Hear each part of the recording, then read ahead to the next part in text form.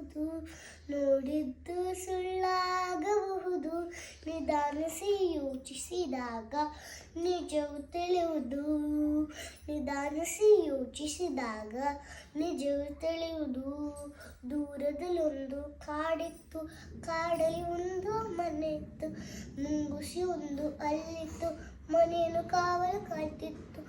ಆ ಮನೆ ಹೊಡೆತಿ ಗಂಗಮ್ಮ, ತೊಟ್ಟಿಲವಳ ಗಂಗಮ್ಮ, ಮುಂಗುಸಿ ಬಿಟ್ಟೆ ಬೇರೇನು ಮಗುವಿನ ಆಟಿಕೆ ಇಲ್ಲಮ್ಮ.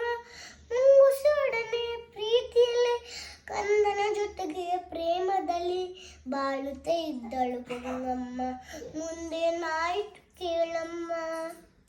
ಮನೆಯಲ್ಲಿ ನೀರು ಮುಗಿದಿರಲು, ಹೊಳೆಯ ಕಡೆಗೆ ಹೊರಟಿರಲು, ಕಣ್ಣನ ಹೆಣ್ಣು ಮಲಗಿರಲು, ಮುಂಗುಸಿಯನ್ನು ಕೂಗಿದಳು. ಮನೆಯಲ್ಲಿ ಬೇರೆ ಯಾರಿಲ್ಲ, ಮಗುವಿಗೆ ಯಾರೂ ಜೊತೆ ಇಲ್ಲ.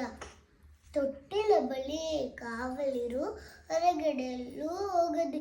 ಗಂಗೆ ಹೊರಗೆ ಹೊರಟಾಗ ಬೇಲೆ ಇದ್ದ ಕರಿನಾಗ, ಸರಸರ ಹರಿತು ರಭಸದಲ್ಲಿ, ಮನೆಯಲ್ಲಿ ಸೇರಿತು ನಿಮಿಷದಲ್ಲಿ. ಮುಂಗುಸಿ ನೋಡಿತು ಹಾವನ್ನು, ತೊಟ್ಟಿಲ ಬಳಿ ಬರುವುದನ್ನು, ಮೇಲೆ ಬಿದ್ದಿತು ವೇಗದಲ್ಲಿ, ಕಾಳಗ ನಡೆಯಿತು ರೋಷದಲ್ಲಿ. ಸೋತಿತು ಹಾವು ಜಗಳದಲ್ಲಿ, ಮುಂಗುಸಿ ಗೆಲುವಿನ ಹರುಷದಲ್ಲಿ.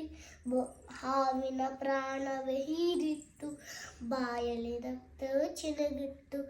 ಗಂಗೆ ನೀರು ತರಿತಿರಲು, ಕೈ ಬಳನಾಗವು ಕೇಳಿಸಲು, ಮುಂಗುಸಿ ಬಾಗಿಲ ಬಳಿ ಬರಲು, ಬಾಯಲ್ಲಿ ರಕ್ತದ ಕಲೆ ಇರಲು.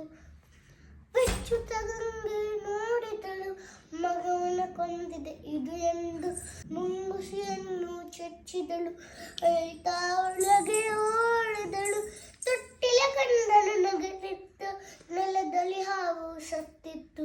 ದುಡುಕಿನ ಬುದ್ಧಿಗೆ ಬಲಿಯಾಗಿ ಮುಂಗುಸಿ ಕಥೆಯೂ ಮುಗಿದಿತ್ತು. ಕೇಳಿತ್ತು ಸುಳ್ಳಾಗಬಹುದು, ನೋಡಿತ್ತು ಸುಳ್ಳಾಗಬಹುದು, ನಿಧಾನಿಸಿ ಯೋಚಿಸಿದಾಗ ನಿಜವು ತಿಳಿಯುವುದು. ಸೂಪರ್. Thank you.